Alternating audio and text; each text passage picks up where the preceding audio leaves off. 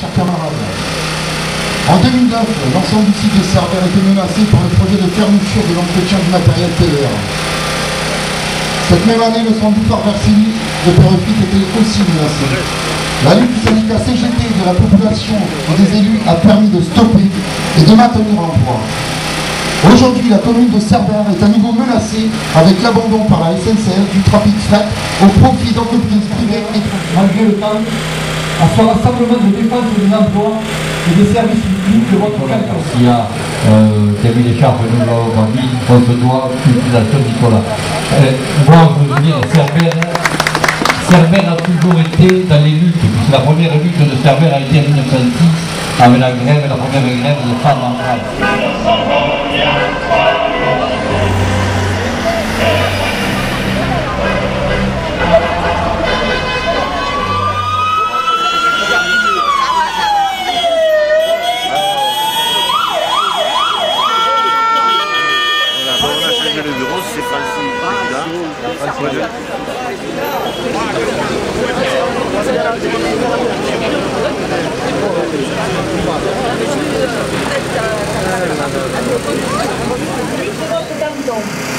Vous êtes résident d'un territoire de notre département, fortement touché par le chômage et la précarité. Pourtant, vous le savez, votre lieu de vie, les populations pour imposer une autre vision des territoires. Une vision d'avenir construite autour d'emplois qualifiés et non pas de précarité. De services publics répondant aux besoins des populations et non pas de déserts sous-développés. On veut encore quelques minutes pour ceux qui n'ont pas signé la pétition. Nous avons déjà plusieurs dizaines et centaines de signatures sur la pétition de défense de la Côte-Vermeille.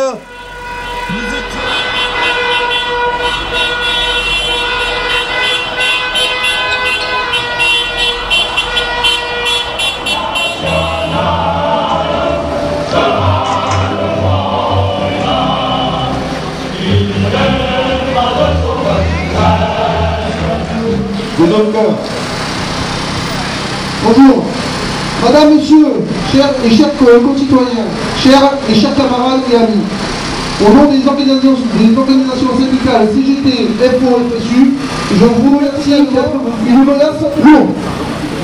Pour 2013, nous comptabilisons moins 19 cheminots à Cerbère, moins 5 douaniers à Port-Mont, moins 5 conseillers généraux à Port-Mont, salariés conseillers généraux. À vos côtés. Et vous pouvez compter sur nous. Ce n'est pas une question ni de droite ni de gauche. C'est une question primordiale pour l'avenir de nos enfants.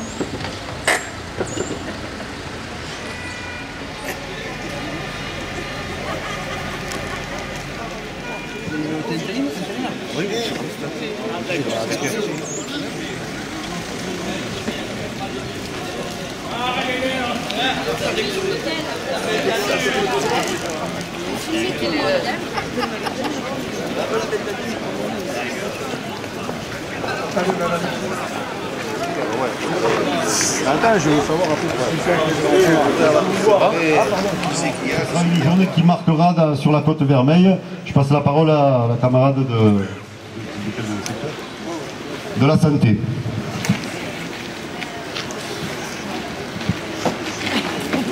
Madame, Monsieur, chers et chers concitoyens, la première chose, bien sûr, que la Côte-Vermeille doit vivre.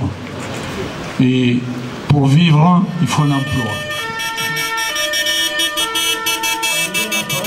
Je prends la parole en tant que maire d'Argelès, président de la Commune des communes, mais aussi député. Tout d'abord, en tant que maire d'Argelès, je suis avec les élus qui sont... Alors qui et pourquoi des avis de tourisme de luxe, à la crise de Bagnols ou au Cap Pérefite, des besoins de stations balnéaires supplémentaires à vendre, ou des intérêts financiers de ceux qui se fichent bien des populations. La CGT 66 le réaffirme.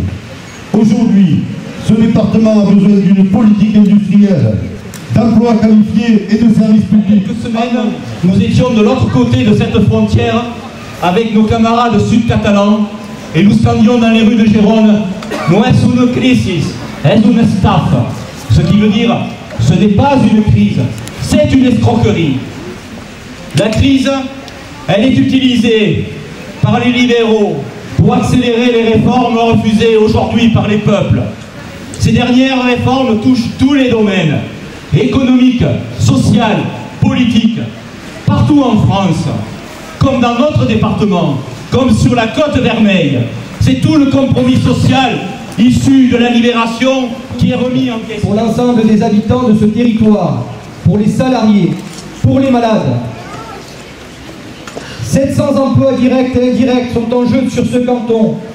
Ce serait un coup fatal porté aux établissements de santé, ceux de Cerbère, de Banyuls et de Collioure. Il faut que cesse cette logique de rentabilité et de profit sur la santé publique. Mais ce n'est pas tout. Cette même logique qui conduit à la destruction d'emplois s'applique aussi à la SNCF. Parce que c'est une excellente mobilisation pour l'emploi. J'aurais tendance à dire on a bien roulé pour l'emploi aujourd'hui. Il y a plus de 150 voitures qui ont participé à la manifestation et à l'opération Escargot entre Cerbère et Argelès. Il y a eu des prises de parole dans toutes les communes qui ont été traversées par les salariés qui sont en lutte aujourd'hui pour conserver leur emploi, mais aussi par les organisations syndicales, les hommes politiques, les maires des communes. Donc je pense qu'on peut se réjouir de cette mobilisation qui peut être qu'un tremplin pour les mobilisations. Il faut qu'on dise à notre département que nous sommes en tête des chiffres de chômage et de précarité et qu'il faut effectivement sauver les emplois sur la Côte Vermeille, mais les emplois aussi sur les hauts cantons, les emplois en dehors de Perpignan et de la côte. C'est important de le faire ici. C'est pour dire au gouvernement qu'il ne faut pas continuer la politique de Sarkozy, qu'il ne faut pas continuer la RGPP, qu'il ne faut pas continuer les politiques d'austérité. Il y a une alternative à l'austérité, il faut s'attaquer aux forces de l'argent, il faut que le gouvernement s'appuie sur ses forces sociales et bon.